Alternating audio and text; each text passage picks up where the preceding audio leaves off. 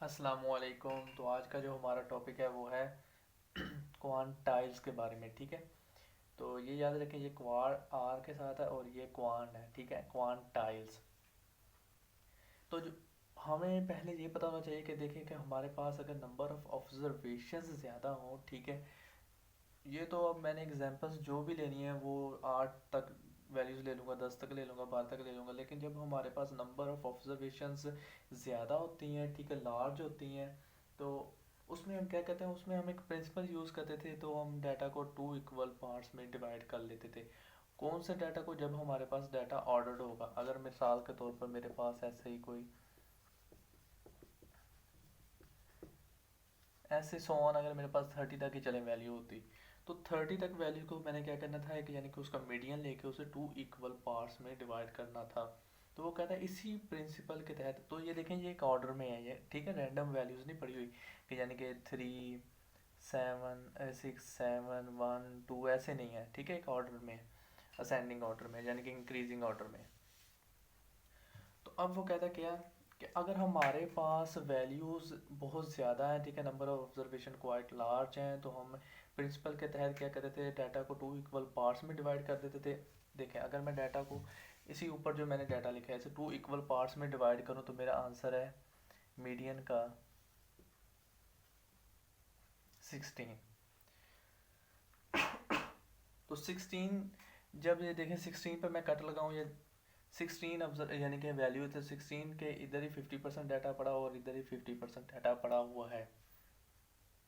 तो अब क्या है, कह रहा है कि देखें, अगर हमने 50% यानी कि एक कट की वजह से हम उसे दो इक्वल पार्ट्स में डिवाइड कर सकते हैं। तो इसी प्रिंसिपल को हम फर्दर और भी एक्सटेंड कर सकते हैं। कैसे? कि three values which divide the distribution into four equal parts. अगर मैं इसकी Q1 और Q2 निकाल लूँ,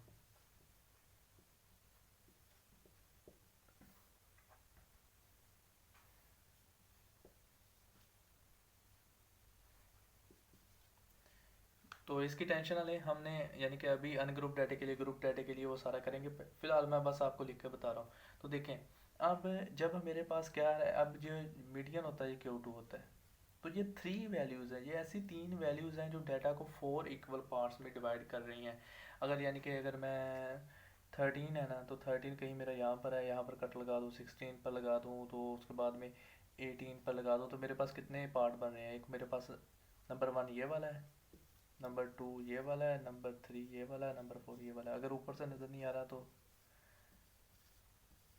ये देखें, डाटा को उसने कितने फोर इक्वल पार्ट्स में डिवाइड कर दिया है। और जो मैंने वैल्यूज़ लिखी हैं, ठीक है, वो क्यू के साथ Q1 Q2 Q3।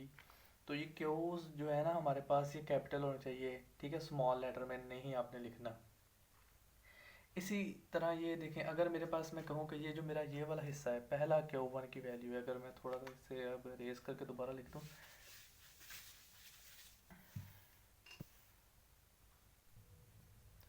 देखिए, जब मैंने मीडियन की वैल्यू निकाली थी तो मैंने कहा था कि मेरा कट यहाँ पर कहीं लगा, मीडियन, यानी कि उसे टू इक्वल पार्ट्स में डिवाइड किया। तो जब हम टू इक्वल पार्ट्स में करते थे तो क्या कहते थे, 50% डाटा इधर पड़ा है और 50% ही इधर पड़ा है। अब जब हमारे पास लग गए हैं चार कट, तो एक कट अगर मेरा यहाँ पर है 13 पर और एक मेरा यहाँ पर है 18 पर, तो क्या मैं ये कह सकता हूँ कि ये Q1 की वैल्यू, ये Q2 की और ये Q3 की? अब मैं ये कह सकता हूँ ना कि जब देखें Q2 से नीचे, बिलो बिलो जितनी भी वैल्यू है वो क्या है, 50% वैल्यू है। और अबव कितनी है, 50% वैल्यू है। सही बात है। तो क्या मैं इसे ऐसे भी नहीं कह सकता कि Q1 से नीचे जो वैल्यू है वो 20% है और Q1 से ऊपर जो वैल्यूज़ हैं वो 75% है? ठीक है, आपको एक रिलेशन समझ आ गया ये वाला। अब देखें, ऐसे ही अगर मैं चाहूँ तो मैं Q3 के लिए भी लिख सकता हूँ कि अगर देखें Q1 की वैल्यू, Q2 की और Q3 की, तो मैं कह सकता हूँ कि Q3 के ऊपर जो वैल्यूज़ हैं वो क्या है, 25%, और उसके नीचे जो वैल्यूज़ हैं वो 75% है। तो इनका डाटा ऐसे यानी कि लाइक आता है। अब तो ये तीन वैल्यूज़ की बुनियाद पर हमने डाटा को फोर इक्वल पार्ट्स में डिवाइड किया है।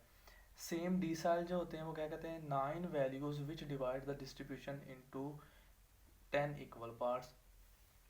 तो ये हमारे पास क्या है, 9 वैल्यूज़ लेते हैं और फिर डाटा को 10 इक्वल पार्ट्स में कर देते हैं। तो देखें हमारी तो वैल्यूज़ वैसे ही 8 हैं, तो अब उसका यानी कि 10 इक्वल पार्ट्स बनाने, तो इसलिए क्या है कि हमारे पास डाटा क्वाइट जब हमारे पास लार्ज होगा तब हम ये चीज़ें यूज़ करते हैं। ये तो बस आपको समझाने के लिए। अब देखें जब परसेंटाइल होता है, इस इज़हार कैसे करना था, इसे डी के ज़रिए इसकी जो वैल्यूज़ आएंगी हमारे पास डिसाइल की, और परसेंटाइल 99 वो वाली वैल्यूज़ होंगी जो हमारे डाटा को 100 इक्वल पार्ट्स में डिवाइड कर रही होंगी। अब एक चीज़ देखें, अगर Q2 50% यानी कि डाटा को ज़ाहिर करता है, तो जो D5 है, Q2 D5 एंड P50,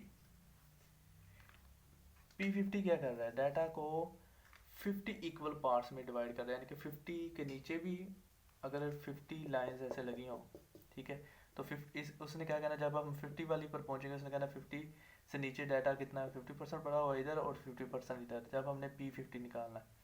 और ऐसे जब हमने D5 निकालना है, जब हमारे पास 10 वैल्यूज़ होंगी, ठीक है, तो D5 ने क्या करना है, अगर हमारे पास ऐसे 10 वैल्यूज़ पड़ी होती, अगर D5 हम निकालते तो D5 ने क्या करना था, 50 पर आना था, तो उसने क्या करना था 50% इधर है और 50% ही इधर है, यानी कि मिडल में है। डी D5 P50 और Q2 ये डाटा के मिडल में होते हैं, ठीक है, यानी कि ये तीनों के तीनों क्या है, हमारे पास है मीडियन है। तो ऐसे भी आप इसका रिलेशन बना सकते हैं, यानी कि अब अगर मैं कहूँ कि जो P15 है, ठीक है, और Q1 है, ये बराबर है, तो ये बराबर होते हैं। अगर मैं कहूँ कि P75 Q3 के बराबर है, तो ये भी बराबर होते हैं। ऐसे आप रिलेशन बना सकते हैं। अब अगर आप ऐसे बनाना चाहें कि P10 जो है वो D10 के बराबर है, या P20 जो है वो D20 के बराबर है, तो ये भी बराबर होते हैं। ये सारा आपको समझाने के लिए। आप देखें एक चीज़ और, अगर आपको कहा जाए कि क्वांटाइल्स निकालें, क्योंकि देखें हमारे टॉपिक का नाम है क्वांटाइल्स, लेकिन हमने क्या निकाला है, क्वार्टाइल, डिसाइल और परसेंटाइल बता दिया, लेकिन क्वांटाइल क्या था वो नहीं पता। जब आपको कलेक्टिवली कहा जाता है ना, ठीक है, इन तीनों चीज़ों को कलेक्टिवली, यानी क्वांटाइल्स, क्वार्टाइल्स और डिसाइल्स, ये तीनों चीज़ें निकालें, तो ये उसे हम क्या कहते हैं, क्या क्वार्टाइल, डिसाइल और परसेंटाइल को कलेक्टिवली क्वांटाइल्स कहते हैं, या इनका एक और नाम भी है, उसे हम कहते हैं फ्रैक्टाइल,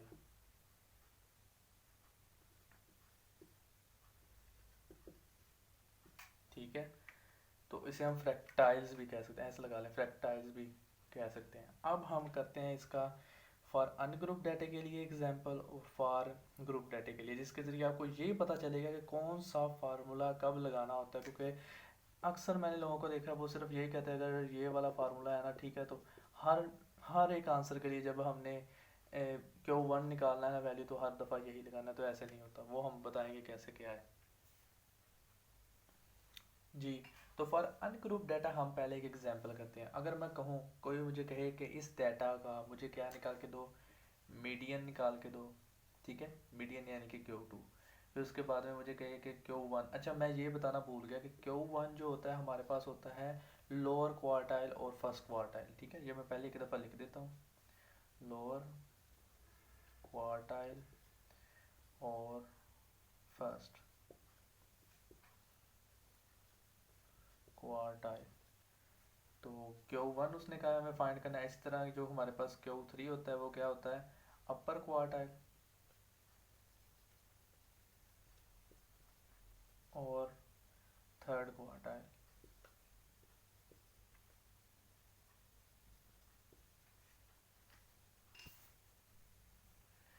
तो इन्हें फाइंड करना तो काफ़ी आसान है, अगर आप एक, वो कहते हैं ना कि आसान मेथड होते हैं, ठीक है, जिससे आंसर ऐसे निकल आता है, समझने की इतनी ज़रूरत नहीं पड़ती, तो उसके ज़रिए तो निकालेंगे तो बहुत आसान है। कैसे कि अगर आपने पहले अपनी डाटा वैल्यूज़ देखनी है, तो डाटा वैल्यूज़ इस वक्त हमारे पास क्या है, इवन नंबर है। इवन नंबर हमारे पास कौन से होते हैं, 0 2 4 एंड 6, इस तरह के जो हमारे नंबर होते हैं वो हमारे पास क्या होते हैं, इवन नंबर। तो इस वक्त मेरे पास क्या है, मेरा ये इवन नंबर, यानी कि n की वैल्यू 8 है, नंबर ऑफ ऑब्जर्वेशंस।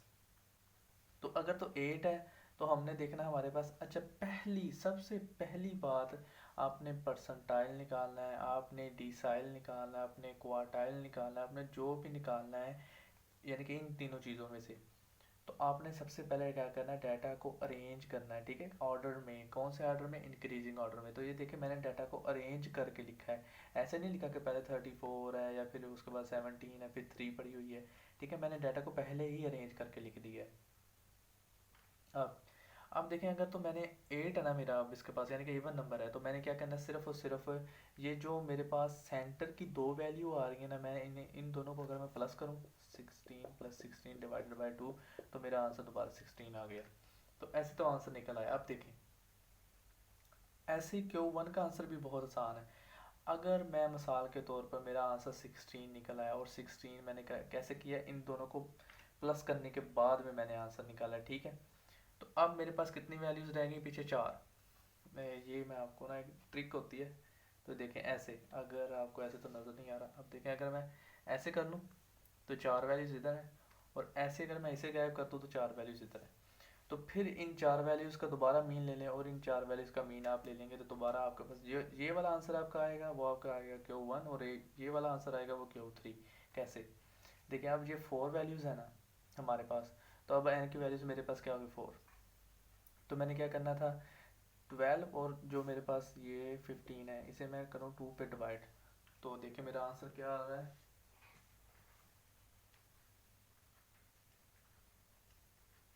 तो ये आएगा 13.5।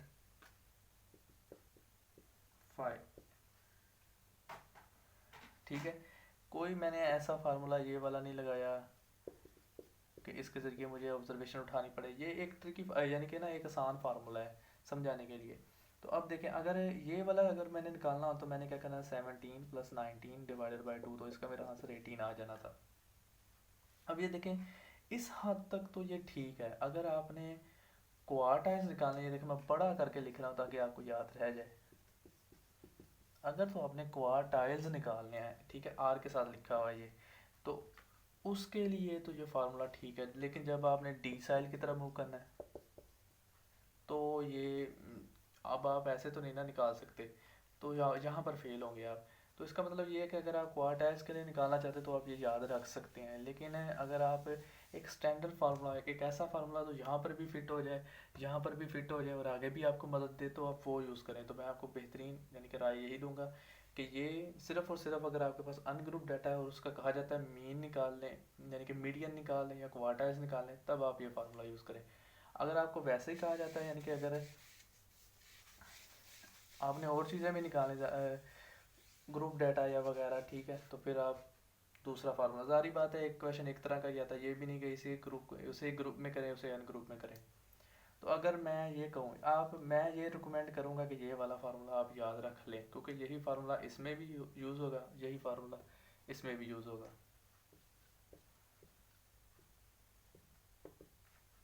तो फार्मूला क्या है?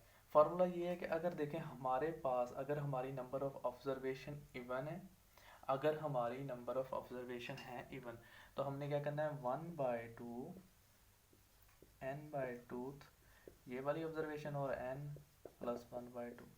अच्छा, देखने में ना ये थोड़ा सा अजीब लग रहा है, लेकिन आगे भी जाके आपने यूज़ करना ही करना है, तो वो पहले सीख लें आप। और अगर तो ये हमारा इस वक्त हमारे पास क्या इवन ऑब्जर्वेशन है, इसलिए हमने ये वाला किया। देखें, अगर मैं इसका आंसर निकालता तो क्या आना था, 1/2।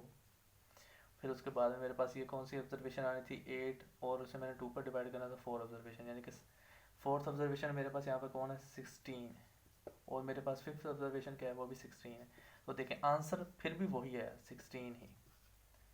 तो ये थोड़ा सा लेंथी है, लेकिन ये ही यहाँ पर भी यूज़ होना है। तो मैं आपका ये कहना चाहता हूँ कि जब भी आपके पास ये, आप बैठे वहाँ पर ये ना सोचने लग पड़े यार ये क्या करना है, ये क्या करना है, क्योंकि वो जो ट्रिक, जो आसान फार्मूला था सिंपल वे वाला, वो सिर्फ और सिर्फ क्वांटाइल्स था, लेकिन हमने अभी डिसाइल भी निकालने हैं, परसेंटाइल भी निकालने हैं, तो वहाँ पर आपको ये वाले फार्मूले ही काम आएंगे। अब देखें, अगर तो मैं कहता यहाँ पर मेरे पास एक और ऑब्जर्वेशन पड़ी हुई है, 35 ही कर लो, तो मेरा आंसर जो मेरा चेंज होना था वो क्या होना था, ये वाला फार्मूला, वो क्या फार्मूला था, वो होना था मेरा कि n+1/2। तो ये वाला मेरा फार्मूला था, यानी कि अगर यहाँ पर मैं देखूँ तो मेरी ऑब्जर्वेशन कितनी है, 9 है, तो 9 + 1/2 उसने क्या कह देना था, कि फिफ्थ ऑब्जर्वेशन उठा लो तो फिफ्थ मेरी कौन सी 16 है, तो 16 इसका मीडियन आ जाना था। अच्छा, अब इसे याद करने के लिए आसान तरीका कि सबसे पहले आप निकालें आपने n की वैल्यू। n की वैल्यू मेरे पास डाटे में कितनी है, ठीक है, वो देखें वो वैल्यू कितनी है, अगर मिसाल के तौर पर 8 है या 9 है। उसके बाद में आपने उसे सिर्फ ये वाली टर्म देखनी है, ये वाली टर्म। तो ये वाली टर्म अगर मैं मिसाल के तौर पर 2 पे डिवाइड करूँ तो आंसर पूरा पूरा एक डिजिट आता है, यानी कि अगर मैं 2 पे डिवाइड करूँ तो एक पूरा डिजिट आ रहा है, एक पॉइंट्स में नहीं आ रहा। तो आपने इसी फार्मूले की तरफ मूव करना है। अगर जवाब पॉइंट्स में आता यानी कि अगर होता यहाँ पर n की वैल्यू 9 तो जवाब आना था 4.5, तो आपने इस फार्मूले की तरफ मूव करना था। ठीक है, अब देखें, अब जब मैंने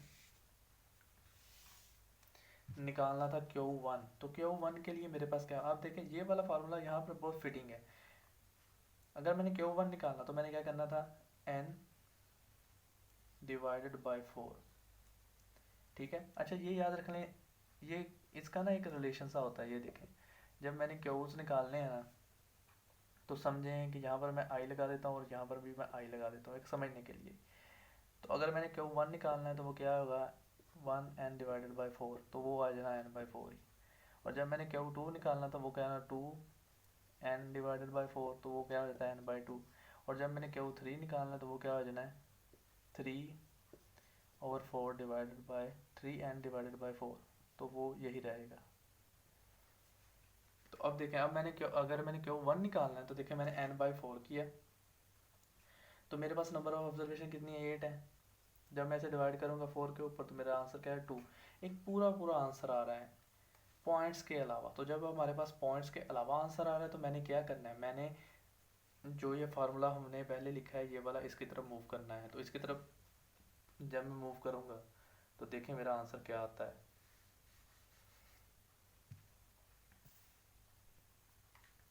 अच्छा, ये चीज़ याद करें, जब आपने मीडियन निकाला तो देखें हमने ये वाला लिखा था ना फार्मूला, ये वाला। लेकिन जब आपने Q1 निकाला तो आपने देखें ये वाला किया। अच्छा, अभी आपको ये लग रहा होगा कि यार वो इतना आसान था और ये इतने पंगे हैं, क्योंकि मैंने आपको पहले बताया हमने डिसाइल भी करने हैं, अभी परसेंटाइल भी करने हैं। तो ये देखें n/4 किया और आपने अपना आंसर निकाल दिया इस तरह, यानी कि अगर n/4 यहाँ पर है तो आपने n/4, और ये थोड़ा सा गलत लिखा गया तो इसे आपने क्या करना है ऐसे। ठीक है, तो आपका ये आंसर आ जाएगा। अब ऐसे ही अगर मैं Q3 के लिए निकालना चाहूँ तो क्या होना 1/2। ठीक है, अब पहले मैंने क्या करके देखना था 3n डिवाइड, अब मैंने n को 8 है ना तो n को 3 के साथ मल्टीप्लाई करूँ और 4 के साथ डिवाइड करूँ तो 24, और डिवाइडेड बाई 4 तो 6। एक आंसर आ रहा है मेरे पास। ठीक है, तो पॉइंट्स के अलावा है तो मैंने क्या करना है यहाँ पर 3n डिवाइडेड बाई 4, ये वाली टर्म उठाओ, 3n डिवाइडेड बाई 4 प्लस 1 ये वाली टर्म उठा लो, और ये मेरे पास क्या आ जाएगा आंसर इसका 18। ठीक है, यानी कि ये पहले टर्म उठाएगा कौन सी 6 वाली, तो 1 2 3 4 5 6 ये वाली, फिर यानी कि ये ऐसे था 1/2 16 प्लस 19, और ये आंसर आ गया। तो जो लोग तो वैसे क्वांटाइल्स के लिए निकालना चाहते तो वो तो ठीक है, लेकिन अब देखें ज़रा इस फार्मूले का सीखने का हमें क्या फ़ायदा हुआ। जब मुझे कहीं पर किसी वैल्यू में कहा जाए कि डिसाइल निकालो तो मैंने फट से क्या करना था, मैंने देखना था कि मेरा आंसर कैसे है। डिसाइल के लिए भी देखें, अब हमारे पास अगर मैं यहाँ पर आई लिख दूँ और ऐसे आई लिख दूँ, डिसाइल के लिए हम 10 पे डिवाइड करते हैं, जब हम क्यूज निकालते हैं तब हमने 4 पे डिवाइड करना होता है, और जब हम पीस निकालते हैं, ठीक है, परसेंटाइज, तो अब हम 100 पे डिवाइड करते हैं। तो देखें अब मेरे पास क्या है, मैंने डिसाइल निकालना, तो अगर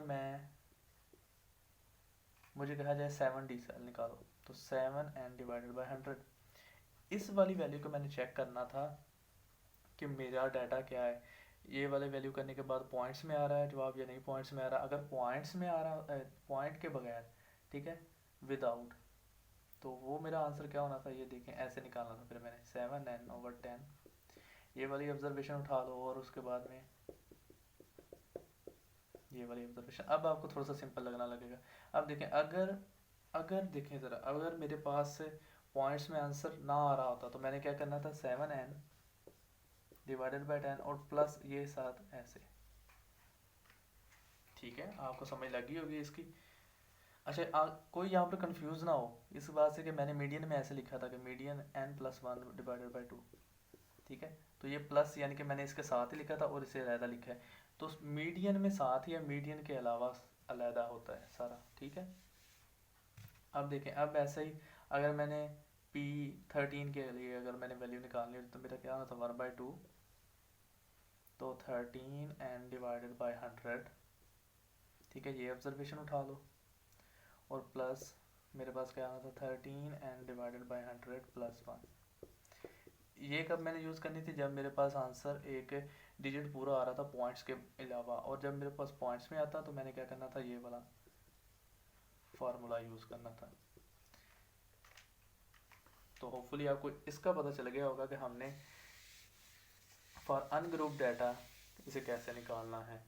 अच्छा, अब फॉर ये जो मेरा था, अब डिस्क्रीट अनग्रुप फ्रीक्वेंसी डिस्ट्रीब्यूशन ये क्या होती है, जब हमारे पास क्लासेस, ठीक है, एक सिंगल वैल्यू के ऊपर कंसिस्ट कर रही हूँ। देखें ना, अब हम क्लासेस करते थे तो हमने क्लासेस कैसे करते थे, अगर मैं कहूँ कि ये 0 से लेकर या 29 से लेकर 29.5 से लेकर, ये क्लासेस तो नहीं है, ये क्लास बाउंड्री, चलें 0 से लेकर 4 तक, 5 से लेकर 9 तक और 10 से लेकर 14 तक वैल्यूज़ हैं। तो ये भी क्लासेस होती है, ये भी। अब ये एक सिंगल वैल्यू के ऊपर कंसिस्ट है और ये क्या, एक रेंज ऑफ वैल्यूज़ के ऊपर है। तो ये वाली जो क्लासेस हैं ये हमारे पास होते हैं ग्रुप्ड फ्रीक्वेंसी डिस्ट्रीब्यूशन।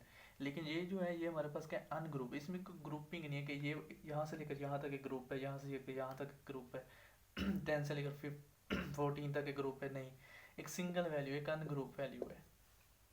इसमें यह फ़र्क होता है। इसका मैं क्वेश्चन लिखता हूँ अब आपके लिए जी। तो देखें, इस तरह अगर हमारे पास पड़ी है तो ये हमारे पास क्या है, डिस्क्रीट और अनग्रुप फ्रीक्वेंसी डिस्ट्रीब्यूशन। तो इसका जब मैंने आंसर निकालने थे तो यार देखें, अब आपको फार्मूला इसके अगर समझ आ गई जो हमने लिखे थे तो काफ़ी आसान है। मीडियन है तो अब मैंने देखें मीडियन की वैल्यू देखनी n/2। पहले मैं चेक कर लेता हूँ, हमारे पास n/2 को डिवाइड कर रहे तो 25 आता है।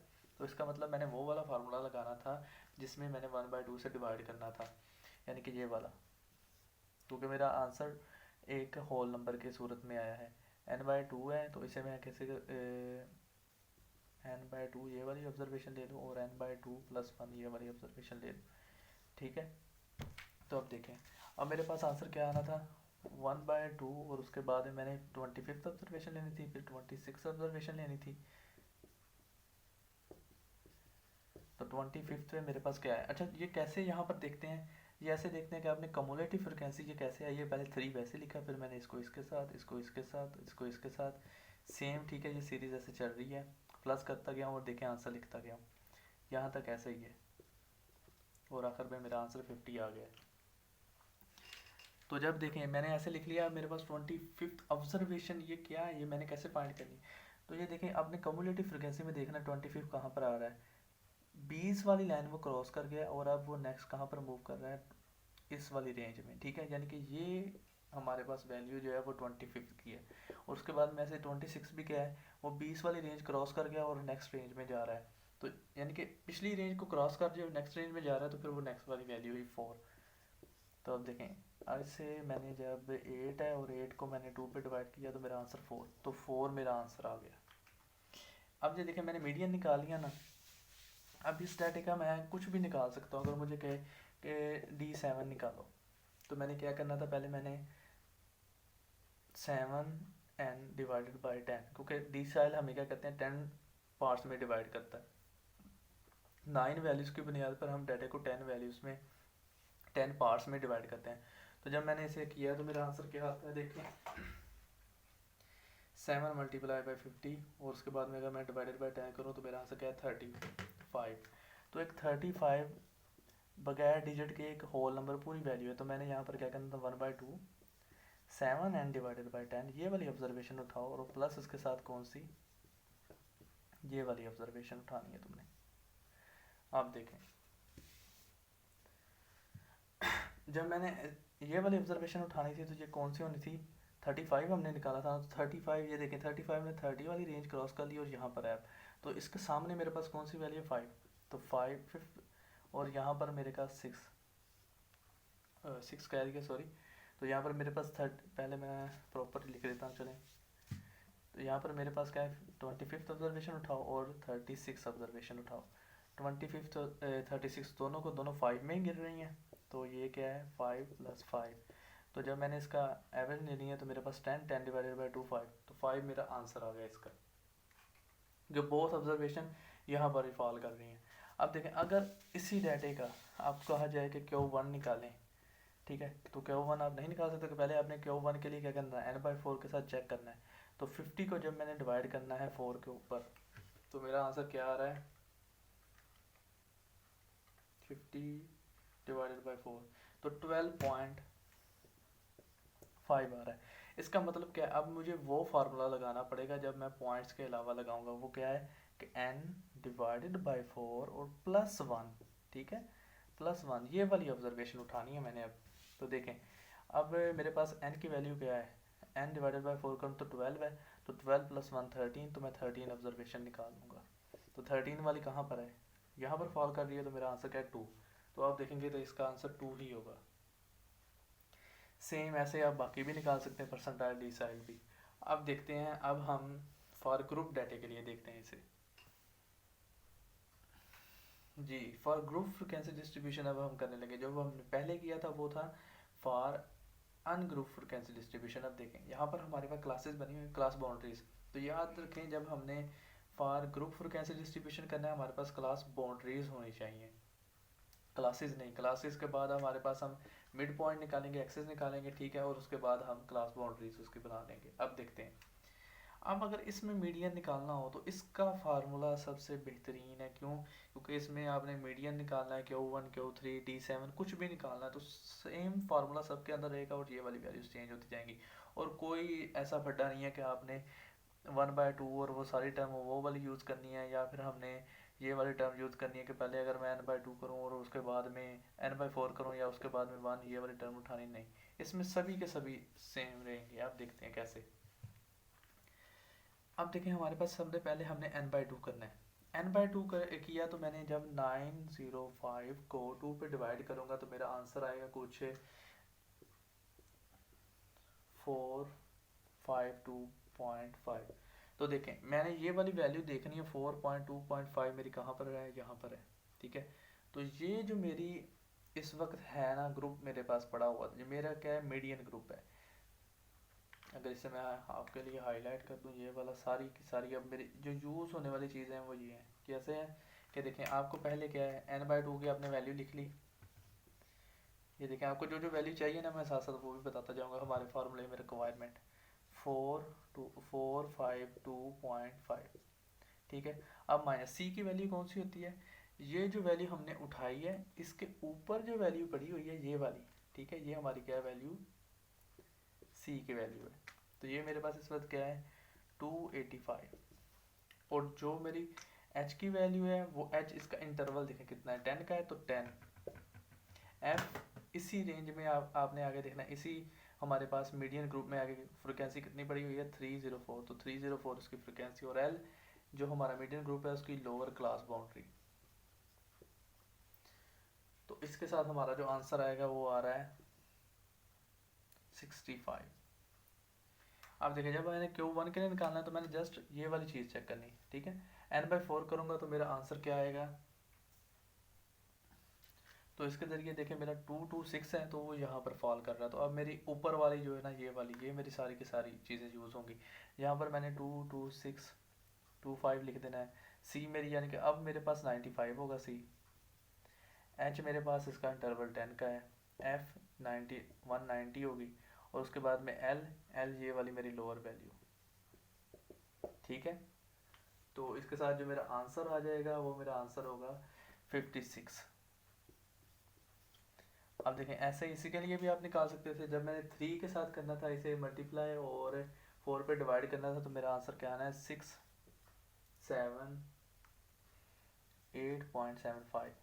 तो ये यहाँ पर फॉल कर रही है, तो अब देखें यहाँ ये वाली वैल्यूज़ यूज़ होंगी, ठीक है। हमारे यहाँ पर एल की वैल्यू क्या है, 69.5 है। एच मेरे पास 10 है। एफ मेरे पास 211 है। और ये वाली वैल्यू मेरी क्या है, 678.7 है। और सी मेरे पास अब क्या है, 589। तो इस तरह ये आप देखें तो आप सारी की सारी वैल्यूज़ इसमें से निकाल सकते हैं, डेसिमल परसेंटाइल वगैरह सारा का सारा आप निकाल सकते हैं। तो होपफुली आपको पता चल गया होगा आज के कौन सा फार्मूला कहाँ पर लगाना है और किस तरीके से, क्योंकि अक्सर लोगों का ये होता है कि मुझे फार्मूले की नहीं समझ आ रही, ठीक है, और अगर कोई अच्छा लगा भी रहा है तो वो उसे गलत कहते हैं। तो आज के लिए इतना ही, हमारा टॉपिक इतना ही था। अल्लाह हाफिज़।